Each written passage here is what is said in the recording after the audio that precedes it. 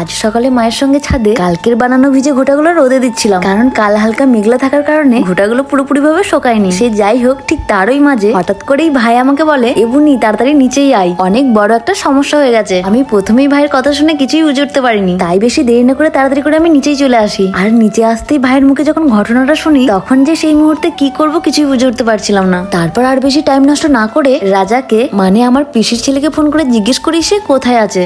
কোথায় আছিস?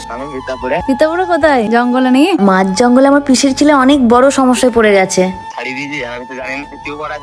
জিটিতে টিউবলেস হয় না তো? আসলে ওদের একটা আজকে বিয়ে বাড়ি ছিল, তাই সেখানে যাওয়ার জন্যই ও আজকে আমার আব্বুর গাড়িটা নিয়ে গেছিল। তারপর কিছুটা পথ যেতে না যেতেই একটা জঙ্গলের মাঝে হঠাৎ করেই গাড়িটা পাংচার হয়ে যায়। আর তার থেকেও বড় সমস্যা হলো, আমাদের জিটি বাইকটা টিউবলেস নয়, সাইকেলের যেমন রিং থাকে সেরকম টাইপ। ওই জন্য ওই বাইকটা কোথাও নিয়ে গেলে আমাদেরকে 4-5 বার ভাবতে হয়। আর যাই করো, কখনো জিটি নিলে অন্তত টায়ার গুলো সঙ্গে সঙ্গে ওই অ্যালয়েল করে নিও। এই যে আমাদের একটা রিং আছে বলে আজকে এই সমস্যায় ভুগতে হচ্ছে আমার ভাইকে। যাই হোক, তারপর আর বেশি দেরি না করে, ভাই যেহেতু জঙ্গলের মাঝে একা ছিল, তাই আমরা সবাই মিলে চলে যাই পিতাপুর জঙ্গলে। কেননা ভাইয়ের একার পক্ষে ওই বাইকটাকে ঠেলে গ্যারেজ পর্যন্ত নিয়ে আসা পসিবলই না। যেমন ঘরে ছিলাম এই ঘুটা দিতে সেই রকম চলে আসছি। কি আর করা যাবে, যা হোক করে এখন কোনো রকম ভাবে বাইকটাকে গ্যারেজ পর্যন্ত নিয়ে যেতেই হবে। এই ফাঁকা জায়গায় দেখো, ফাঁকা জঙ্গলের মাঝে রোদে ভাইটা আমার মন খারাপ করে চুপচাপ দাঁড়িয়ে আছে। সকাল থেকে বিয়ে বাড়ি যাবো বলে কতই না লাপালাপি করছিল, বললে বিশ্বাস করবে না, সকালে যখন আমরা ঘুম থেকে উঠিনি তখন ও আমাদের বাড়ি এসে আব্বুর বাইকটা নিয়ে চলে গেছে। এবার যদি আমি জেগে থাকতাম তাহলে আমি বলতাম যে আমার এমটিটা নিয়ে যা, কেননা ওটা তো টিউবলেস, ওটা যদি পাংচার হয়েও যেত তাহলে হয়তো ওটা যে কোনো ছোট গ্যারেজেই সারানো হতো। যাই হোক ভাই, এখন যেটা হয়ে গেছে সেটা হয়ে গেছে। এই যে এবার আমার জিটিটা নিকে কোনো রকম ভাবে ঠেলে গ্যারেজে নিয়ে যাবার চেষ্টা করতে হবে, তাছাড়া কোনো উপায় আছে বলে তো আমার মনে হয় না। আমি বললাম যে এটা রাত্রে কি করতিস? ভাগ্যিস এরকম কিছু রাতে হয়নি, হয়তো কি হতো কে জানে।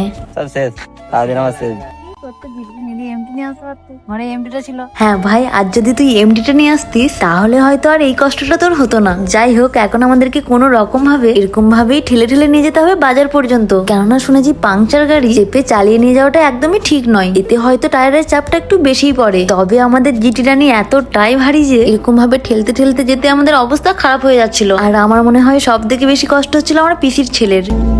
তাই বাধ্য হয়ে ওকে আমি বললাম, টায়ারের যা ক্ষতি হয় হবে, তুই চালিয়েই নিয়ে চল না হয় কোনো রকম গ্যারেজে, কেননা এত ভারী গাড়িটাকে ওরকম ভাবে ঠেলে নিয়ে যাওয়া একদমই সম্ভব না। যাই হোক, তারপর প্রায় 10 কিলোমিটার দূর আমরা ওই পাংচার গাড়িটাকে নিয়ে কোনো রকম চলে আসি একটা বাজারে। আর বাজারে এসে প্রায় 10 থেকে 12টা গ্যারেজ ঘোরার পর আমরা তো গাড়ির পাংচারটা ঠিক করার আশাই ছেড়ে দিই, কেননা যেই গ্যারেজেই যাচ্ছি সবাই শুধু বলছে না হবে না এখানে। আমার মনে হয় শুধুমাত্র টিউব দেওয়া টায়ার বলে। তার উপর আবার একটা মাইনাস পয়েন্ট হলো আমাদের গাড়ির ডবল স্ট্যান্ড নেই, সেটা আবার আর এক সমস্যা।